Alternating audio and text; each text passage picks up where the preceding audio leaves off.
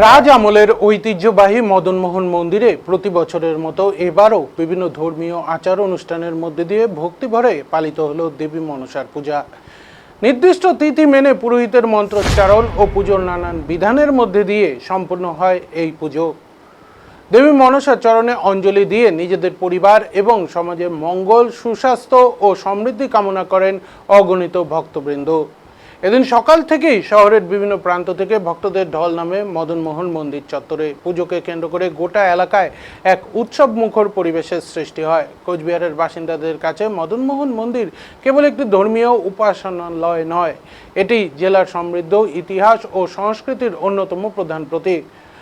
প্রতি বছরের নানা সময়ে বিভিন্ন ধর্মীয় অনুষ্ঠান ও উৎসবে মুখরিত হয়ে ওঠে এই মন্দির প্রাঙ্গণ, যার একটি অবিচ্ছেদ্য অংশ হলো এই মনসা পুজো।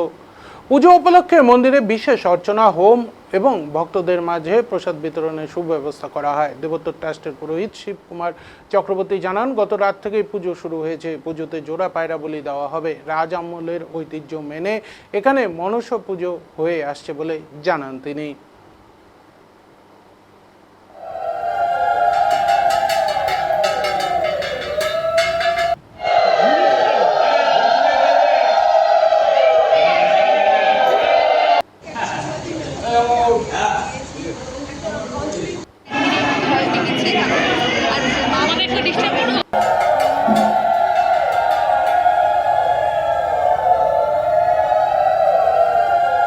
পরশু দিকে 400 টাকা ঘট বসছে রাত্রিবেলা।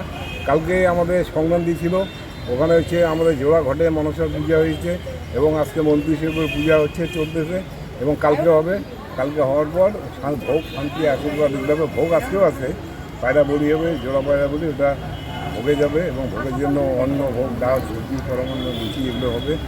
কালকে পূজা হওয়ার পর বিসর্জন হবে। সূর্য ওঠার আগে নদীতে বিসর্জন দিয়ে আসবে। আপনার নাম?